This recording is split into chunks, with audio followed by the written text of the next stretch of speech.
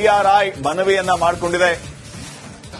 ಇವತ್ತು ಈ ಬಗ್ಗೆ ಕೋರ್ಟ್ ಇಂದ ಆದೇಶ ಪ್ರಕಟ ಆಗಲಿಕ್ಕಿದೆ. ಆರ್ಥಿಕ ಅಪರಾಧಗಳ ವಿಶೇಷ ಕೋರ್ಟ್ ಆದೇಶವನ್ನ ಪ್ರಕಟಿಸಲಿಕ್ಕಿದೆ. ಈಗಾಗಲೇ 3 ದಿನಗಳ ಕಸ್ಟಡಿಯನ್ನ ಡೈರೆಕ್ಟರೇಟ್ ಆಫ್ ರೆವಿನ್ಯೂ ಇಂಟೆಲಿಜೆನ್ಸ್ ಕಂದಾಯ ಗುಪ್ತಚರ ಇಲಾಖೆಯವರು 3 ದಿನ ಕಸ್ಟಡಿ ಕೊಡಿ ಅಂತ ಹೇಳಿ ಮನವಿಯನ್ನ ಮಾಡಿಕೊಂಡಿದ್ದಾರೆ. ಏನಾಗುತ್ತೆ ಅನ್ನುವಂಥದ್ದು ಗೊತ್ತಾಗ್ಲಿಕ್ಕಿದೆ ಇವತ್ತು. ಇನ್ನಷ್ಟು ಅಪ್ಡೇಟ್ಸ್ ಪ್ರತಿನಿಧಿ ನಾಗರಾಜ್ ಕೊಡ್ತಾರೆ. ನಾಗರಾಜ್, ಏನಾಗಬಹುದು? ಸಹಜವಾಗಿ ಈ ರೀತಿ ಗೋಲ್ಡ್ ಸ್ಮಗ್ಲಿಂಗು ಇತ್ಯಾದಿ ಪ್ರಕರಣಗಳಾದಾಗ ಕಸ್ಟಡಿಗೆ ಕೊಡೋದನ್ನ ನಾವು ಕೇಳಿದೀವಿ. ಯಾಕಂದ್ರೆ ಇಲ್ಲಿ ಸಣ್ಣ ಪುಟ್ಟ ಸ್ಮಗ್ಲಿಂಗ್ ಆಗಿಲ್ಲ, ಕೆಜಿ ಗಟ್ಟಲೆ ಮತ್ತು ಸತತವಾಗಿ. ಯಾವ ರೀತಿ ನೋಡಬಹುದು ಇದನ್ನ ಮಾನ್ಯ ನ್ಯಾಯಾಲಯ? ಖಂಡಿತ ಶ್ರೀಪಾದ್, ಏನು ರನ್ಯಾರಾವ್ ಬಂಧನ ಪ್ರಕರಣಕ್ಕೆ ಸಂಬಂಧಿಸಿದಂತೆ ಡಿಆರ್ಐ ಅಧಿಕಾರಿಗಳು ನಿನ್ನೆ 3 ದಿನಗಳ ಒಂದು ಪೊಲೀಸ್ ಕಸ್ಟಡಿಗೆ ಬೇಕು. ಈ ಒಂದು ರಾಷ್ಟ್ರೀಯ ಭದ್ರತೆಗೆ ಸಂಬಂಧಿಸಿದಂತ ವಿಚಾರ ಆಗಿದೆ. ಇವರು ಸ್ಮಗ್ಲಿಂಗ್ ಮಾಡ್ತಾ ಇದ್ರು. ಅಲ್ಲದೆ ಏನು ಒಂದು ಹಿರಿಯ ಪೊಲೀಸ್ ಅಧಿಕಾರಿಗಳು ಅಥವಾ ವಿವಿಐಪಿಗಳಿಗೆ ಒಂದು ಪ್ರೋಟೋಕಾಲ್ ಇರುತ್ತೆ, ಆ ಪ್ರೋಟೋಕಾಲ್ ನ ಕ್ಲಿಯರ್ ವೈಲೇಷನ್ಸ್ ಆಗಿದೆ. ಹೀಗಾಗಿ ಇದರಲ್ಲಿ ಹೆಚ್ಚಿನ ತನಿಖೆಯ ಅಗತ್ಯತೆ ಇದೆ. ಕಳೆದ 2 ದಿನಗಳಿಂದ ಡಿಆರ್ಐ ತನಿಖೆಯಲ್ಲಿ ಸಾಕಷ್ಟು ವಿಚಾರಗಳಿಗೆ ಸಂಬಂಧಿಸಿದಂತೆ ಪ್ರಾಥಮಿಕ ಮಾಹಿತಿಗಳು ಸಿಕ್ಕಿದಾವೆ. ಜೊತೆಗೆ ಅವರ ಮೊಬೈಲ್ ನಲ್ಲಿ ಮತ್ತೆ ಲ್ಯಾಪ್ಟಾಪ್ ನಲ್ಲಿ ಒಂದಷ್ಟು ವಿಚಾರಗಳನ್ನ ಎಕ್ಸ್ಟ್ರಾಕ್ಟ್ ಮಾಡಲಾಗಿದೆ. ಇದಕ್ಕೆ ಸಂಬಂಧಿಸಿದಂತೆ ಅವರಿಂದಲೇ ಉತ್ತರವನ್ನ ಪಡೆದುಕೊಳ್ಬೇಕು ಅಂತೇಳಿ ಏನು ಡಿಆರ್ಐ ಪರ ಸರ್ಕಾರಿ ಅಭಿಯೋಜಕ ಮಧುರಾವ್ ವಾದವನ್ನ ಮಾಡಿರ್ತಕ್ಕಂಥದ್ದು. ಹೀಗಾಗಿ ಮತ್ತೊಂದು ಕಡೆ ಈಗಾಗಲೇ ಜಾಮೀನಿಗೆ ಅರ್ಜಿಯನ್ನ ಸಲ್ಲಿಸಲಾಗಿತ್ತು. ಆದ್ರೆ ಜಾಮೀನಿಗೆ ಅರ್ಜಿಯನ್ನು ಸಲ್ಲಿಸಿದ ನಂತರ ಡಿಆರ್ಐ ಅವರು ಕಸ್ಟಡಿಗೆ ಕೇಳ್ತಾ ಇದ್ದಾರೆ. ಇದರಲ್ಲಿ ಕಸ್ಟಡಿಯ ಅವಶ್ಯಕತೆ ಇಲ್ಲ ಅಂತೇಳಿ ರನ್ಯಾರಾವ್ ಪರ ವಕೀಲ ಗಿರೀಶ್ ವಾದವನ್ನ ಮಂಡಿಸಿರ್ತಕ್ಕಂಥದ್ದು. ಹೀಗಾಗಿ ಬಹುತೇಕ ಸುಪ್ರೀಂ ಕೋರ್ಟ್ ಗೈಡ್ಲೈನ್ಸ್ ಇರೋದ್ರಿಂದ ಏನು ಯಾವುದೇ ಒಂದು ತನಿಖಾ ಸಂಸ್ಥೆ 40 ದಿನಗಳ ಅವಧಿಯಲ್ಲಿ ಆರೋಪಿಯನ್ನ ಕಸ್ಟಡಿಗೆ ತೆಗೆದುಕೊಳ್ಬಹುದು ಅಂತೇಳಿ ಒಂದು ಸುಪ್ರೀಂ ಕೋರ್ಟ್ ಗೈಡ್ಲೈನ್ಸ್ ಇರೋದ್ರಿಂದ ಇವತ್ತು ಬಹುತೇಕ ರನ್ಯಾರಾವ್ ಡಿಆರ್ಐ ಕಸ್ಟಡಿಗೆ ಬರೋ ಸಾಧ್ಯತೆ ಹೆಚ್ಚಿರ್ತಕ್ಕಂಥದ್ದು. ಶ್ರೀಪಾದ್, ಓಕೆ, ಥ್ಯಾಂಕ್ ಯು ಮಾಹಿತಿ ನಾಗರಾಜ್. ಪಿಆರ್ಐ ಮನವಿಯನ್ನ ಮಾಡಿಕೊಂಡಿದೆ. ಇವತ್ತು ಈ ಬಗ್ಗೆ ಕೋರ್ಟ್ ಇಂದ ಆದೇಶ ಪ್ರಕಟ ಆಗಲಿಕ್ಕಿದೆ. ಆರ್ಥಿಕ ಅಪರಾಧಗಳ ವಿಶೇಷ ಕೋರ್ಟ್ ಆದೇಶವನ್ನ ಪ್ರಕಟಿಸಲಿಕ್ಕಿದೆ.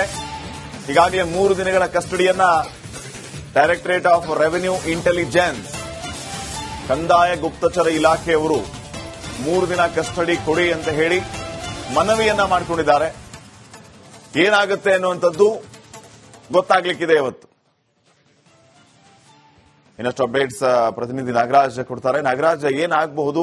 ಸಹಜವಾಗಿ ಈ ರೀತಿ ಗೋಲ್ಡ್ ಸ್ಮಗ್ಲಿಂಗು ಇತ್ಯಾದಿ ಪ್ರಕರಣಗಳಾದಾಗ ಕಸ್ಟಡಿಗೆ ಕೊಡೋದನ್ನ ನಾವು ಕೇಳಿದೀವಿ. ಯಾಕಂದ್ರೆ ಇಲ್ಲಿ ಸಣ್ಣ ಪುಟ್ಟ ಸ್ಮಗ್ಲಿಂಗ್ ಆಗಿಲ್ಲ, ಕೆಜಿ ಗಟ್ಟಲೆ ಮತ್ತು ಸತತವಾಗಿ.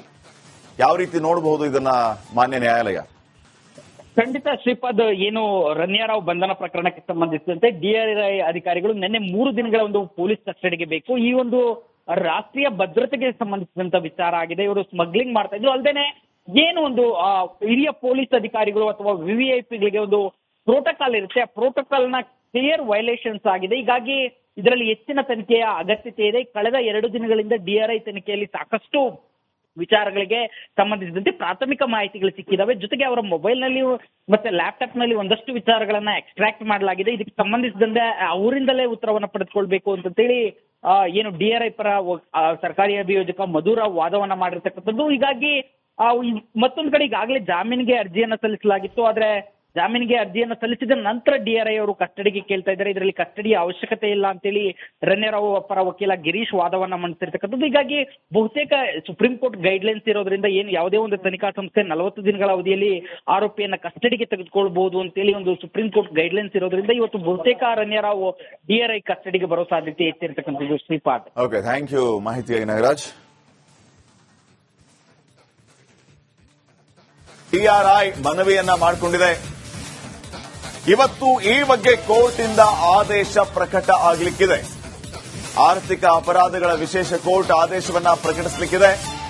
ಈಗಾಗಲೇ 3 ದಿನಗಳ ಕಸ್ಟಡಿಯನ್ನ ಡೈರೆಕ್ಟರೇಟ್ ಆಫ್ ರೆವಿನ್ಯೂ ಇಂಟೆಲಿಜೆನ್ಸ್ ಕಂದಾಯ ಗುಪ್ತಚರ ಇಲಾಖೆಯವರು 3 ದಿನ ಕಸ್ಟಡಿ ಕೊಡಿ ಅಂತ ಹೇಳಿ ಮನವಿಯನ್ನ ಮಾಡಿಕೊಂಡಿದ್ದಾರೆ.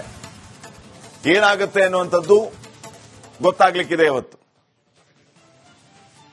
ಇನ್ನಷ್ಟು ಅಪ್ಡೇಟ್ಸ್ ಪ್ರತಿನಿಧಿ ನಾಗರಾಜ್ ಕೊಡ್ತಾರೆ. ನಾಗರಾಜ್, ಏನಾಗಬಹುದು?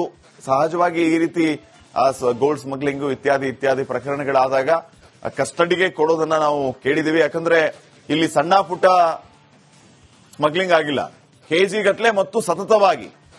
ಯಾವ ರೀತಿ ನೋಡಬಹುದು ಇದನ್ನ ಮಾನ್ಯ ನ್ಯಾಯಾಲಯ?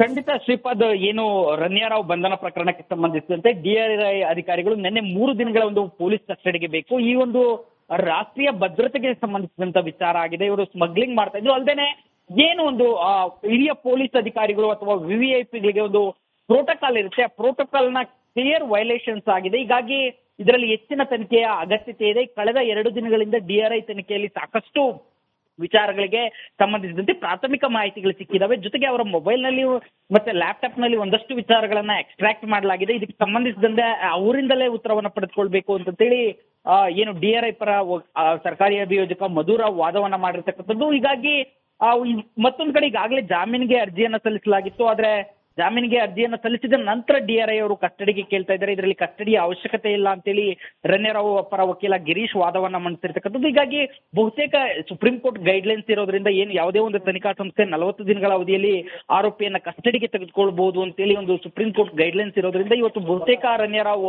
ಡಿಆರ್ಐ ಕಸ್ಟಡಿಗೆ ಬರೋ ಸಾಧ್ಯತೆ ಹೆಚ್ಚಿರ್ತಕ್ಕಂಥದ್ದು. ಶ್ರೀಪಾದ್, ಓಕೆ, ಥ್ಯಾಂಕ್ ಯು ಮಾಹಿತಿಯಾಗಿ ನಾಗರಾಜ್.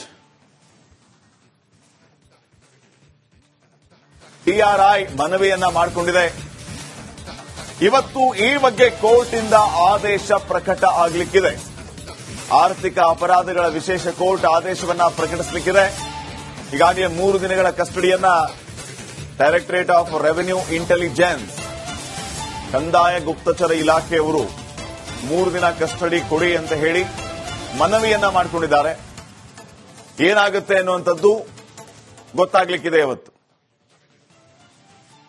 ಇನ್ನಷ್ಟು ಅಪ್ಡೇಟ್ಸ್ ಪ್ರತಿನಿಧಿ ನಾಗರಾಜ್ ಕೊಡ್ತಾರೆ. ನಾಗರಾಜ್, ಏನಾಗಬಹುದು? ಸಹಜವಾಗಿ ಈ ರೀತಿ ಗೋಲ್ಡ್ ಸ್ಮಗ್ಲಿಂಗ್ ಇತ್ಯಾದಿ ಪ್ರಕರಣಗಳಾದಾಗ ಕಸ್ಟಡಿಗೆ ಕೊಡೋದನ್ನ ನಾವು ಕೇಳಿದೀವಿ. ಯಾಕಂದ್ರೆ ಇಲ್ಲಿ ಸಣ್ಣ ಪುಟ್ಟ ಸ್ಮಗ್ಲಿಂಗ್ ಆಗಿಲ್ಲ, ಕೆಜಿ ಗಟ್ಟಲೆ ಮತ್ತು ಸತತವಾಗಿ. ಯಾವ ರೀತಿ ನೋಡಬಹುದು ಇದನ್ನ ಮಾನ್ಯ ನ್ಯಾಯಾಲಯ? ಖಂಡಿತ ಶ್ರೀಪಾದ್, ಏನು ರನ್ಯಾರಾವ್ ಬಂಧನ ಪ್ರಕರಣಕ್ಕೆ ಸಂಬಂಧಿಸಿದಂತೆ ಡಿಆರ್ಐ ಅಧಿಕಾರಿಗಳು ನಿನ್ನೆ 3 ದಿನಗಳ ಒಂದು ಪೊಲೀಸ್ ಕಸ್ಟಡಿಗೆ ಬೇಕು. ಈ ಒಂದು ರಾಷ್ಟ್ರೀಯ ಭದ್ರತೆಗೆ ಸಂಬಂಧಿಸಿದಂತ ವಿಚಾರ ಆಗಿದೆ. ಇವರು ಸ್ಮಗ್ಲಿಂಗ್ ಮಾಡ್ತಾ ಇದ್ರು. ಅಲ್ಲದೆ ಏನು ಒಂದು ಹಿರಿಯ ಪೊಲೀಸ್ ಅಧಿಕಾರಿಗಳು ಅಥವಾ ವಿವಿಐಪಿಗಳಿಗೆ ಒಂದು ಪ್ರೋಟೋಕಾಲ್ ಇರುತ್ತೆ, ಆ ಪ್ರೋಟೋಕಾಲ್ ನ ಕ್ಲಿಯರ್ ವೈಲೇಷನ್ಸ್ ಆಗಿದೆ. ಹೀಗಾಗಿ ಇದರಲ್ಲಿ ಹೆಚ್ಚಿನ ತನಿಖೆಯ ಅಗತ್ಯತೆ ಇದೆ. ಕಳೆದ 2 ದಿನಗಳಿಂದ ಡಿಆರ್ಐ ತನಿಖೆಯಲ್ಲಿ ಸಾಕಷ್ಟು ವಿಚಾರಗಳಿಗೆ ಸಂಬಂಧಿಸಿದಂತೆ ಪ್ರಾಥಮಿಕ ಮಾಹಿತಿಗಳು ಸಿಕ್ಕಿದಾವೆ. ಜೊತೆಗೆ ಅವರ ಮೊಬೈಲ್ ನಲ್ಲಿ ಮತ್ತೆ ಲ್ಯಾಪ್ಟಾಪ್ ನಲ್ಲಿ ಒಂದಷ್ಟು ವಿಚಾರಗಳನ್ನ ಎಕ್ಸ್ಟ್ರಾಕ್ಟ್ ಮಾಡಲಾಗಿದೆ. ಇದಕ್ಕೆ ಸಂಬಂಧಿಸಿದಂತೆ ಅವರಿಂದಲೇ ಉತ್ತರವನ್ನ ಪಡೆದುಕೊಳ್ಬೇಕು ಅಂತೇಳಿ ಏನು ಡಿಆರ್ಐ ಪರ ಸರ್ಕಾರಿ ಅಭಿಯೋಜಕ ಮಧುರಾವ್ ವಾದವನ್ನ ಮಾಡಿರ್ತಕ್ಕಂಥದ್ದು. ಹೀಗಾಗಿ ಮತ್ತೊಂದು ಕಡೆ ಈಗಾಗಲೇ ಜಾಮೀನಿಗೆ ಅರ್ಜಿಯನ್ನ ಸಲ್ಲಿಸಲಾಗಿತ್ತು. ಆದ್ರೆ ಜಾಮೀನಿಗೆ ಅರ್ಜಿಯನ್ನು ಸಲ್ಲಿಸಿದ ನಂತರ ಡಿಆರ್ಐ ಅವರು ಕಸ್ಟಡಿಗೆ ಕೇಳ್ತಾ ಇದ್ದಾರೆ. ಇದರಲ್ಲಿ ಕಸ್ಟಡಿಯ ಅವಶ್ಯಕತೆ ಇಲ್ಲ ಅಂತೇಳಿ ರನ್ಯಾರಾವ್ ಪರ ವಕೀಲ ಗಿರೀಶ್ ವಾದವನ್ನ ಮಂಡಿಸಿರ್ತಕ್ಕಂಥದ್ದು. ಹೀಗಾಗಿ ಬಹುತೇಕ ಸುಪ್ರೀಂ ಕೋರ್ಟ್ ಗೈಡ್ಲೈನ್ಸ್ ಇರೋದ್ರಿಂದ ಏನು ಯಾವುದೇ ಒಂದು ತನಿಖಾ ಸಂಸ್ಥೆ 40 ದಿನಗಳ ಅವಧಿಯಲ್ಲಿ ಆರೋಪಿಯನ್ನ ಕಸ್ಟಡಿಗೆ ತೆಗೆದುಕೊಳ್ಬಹುದು ಅಂತೇಳಿ ಒಂದು ಸುಪ್ರೀಂ ಕೋರ್ಟ್ ಗೈಡ್ಲೈನ್ಸ್ ಇರೋದ್ರಿಂದ ಇವತ್ತು ಬಹುತೇಕ ರನ್ಯಾರಾವ್ ಡಿಆರ್ಐ ಕಸ್ಟಡಿಗೆ ಬರೋ ಸಾಧ್ಯತೆ ಹೆಚ್ಚಿರ್ತಕ್ಕಂಥದ್ದು. ಶ್ರೀಪಾದ್, ಓಕೆ, ಥ್ಯಾಂಕ್ ಯು ಮಾಹಿತಿಯಾಗಿ ನಾಗರಾಜ್.